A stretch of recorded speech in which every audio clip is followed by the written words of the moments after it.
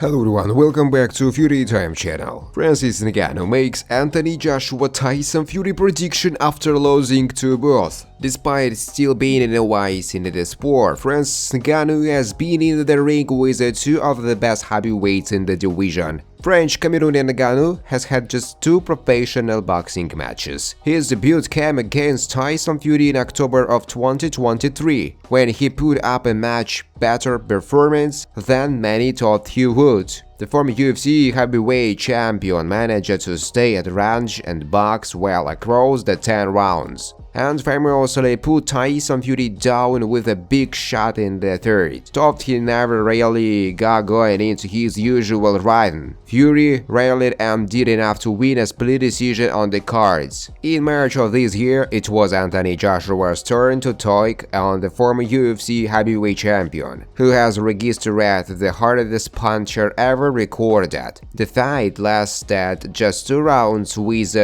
knockdowns from Joshua before a devastating right ended it in a dramatic fashion. Since then, Fury has gone on to lose his first ever fight against undisputed champ, while Joshua is currently in camp for his IBF world title shot at Daniel Dubois. Having faced both men, Ngannou was asked who would win should we get the all-British showdown that fans have wanted for so long, and he went with the power of Joshua. I will give it to AJ right now. Ngannou has since made good on his promise to return to MMA and will face Renan Ferreira on his return to the octagon on October 19. Why Eddie Hearn didn't sign Tyson Fury?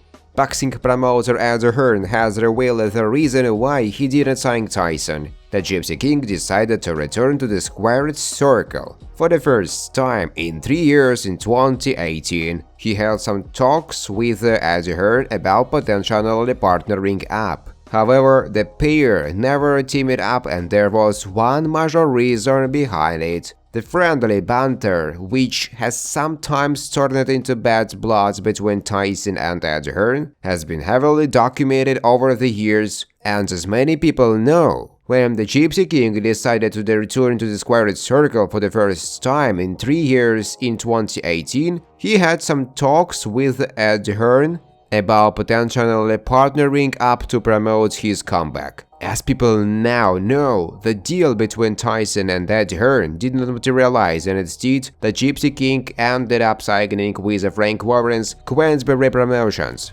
for his highly anticipated return to the sport of boxing. Today, Give Me the Sport will take you through the real reason as to why Eddie Hearn opted against signing Tyson. Eddie Hearn reveals the real reason why he didn't sign Tyson Fury. The two were in talks to team up for Fury's return to boxing in 2018, despite in previous years claiming that the real reason he didn't sign Tyson Fury when he was planning on returning to boxing in 2018 was due to his physical condition. Hearn, in an interview, has revealed that the real reason as to why he did not sign the Gypsy King was because of his extremely close relationship with Anthony Joshua. Joshua and Fury, for years now, have been constantly going at each other on social media, building towards a fight which, if it were to happen, could be the biggest fight in British boxing history.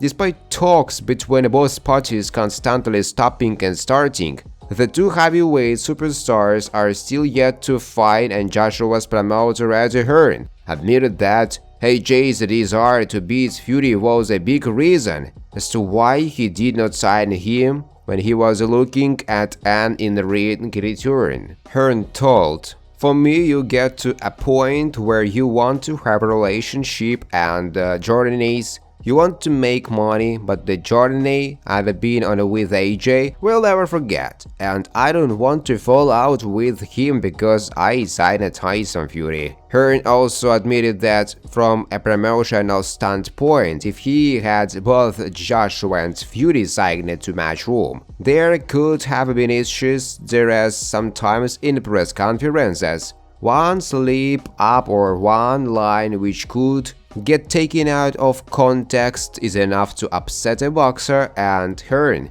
was not willing to let that happen and hinder his relationship he has built with AJ over the last decade. The one thing about my relationship with AJ is it's real. We are honest with each other, we are on level with each other, we would never lie to each other. It only takes one line at a presser when I am up there with Tyson Fury. And I got this guy is the best heavyweight in the world, and then he is like that. That can all change. As you heard many times, has told the story of when Fury came to visit him in Monaco when he was at his absolute worst. Big problems with health. He was massively overweight. Two met about the prospect of working with one another, and the matchroom boss revealed that not only was his relationship with Joshua an issue as to why the deal might not work, but also Hearn did not genuinely believe that Tyson Fury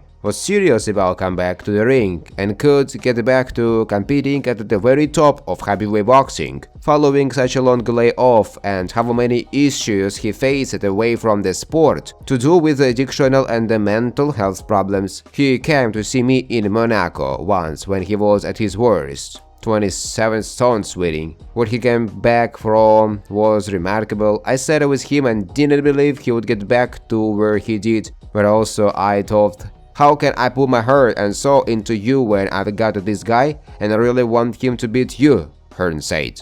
Ben Shalom calls for Tyson Fury vs undisputed champ winner to face most awaited heavyweight on the planet. Martin Bakkerly's promoter Ben Shalom wants to see his fighter in with the winner of Tyson Fury's rematch next. The Congolese puncher established himself as a legitimate heavyweight contender with a one-sided stoppage victory over highly rated prospect Jared Anderson on the Terence Crawford vs Israel Madrimov undercard. Before the fight, Anderson had been dubbed the future of the heavyweight division by several news outlets and was a sizable favorite with the bookies. However, Bakkerly ran right through him on Saturday night, dropping the American 3 times and rode to a 5th round knockout victory. Bakkerly, who is now 21-1 as a pro, came into the contest on a 10-fight win streak and has been campaigning for the big fight for several years to no avail.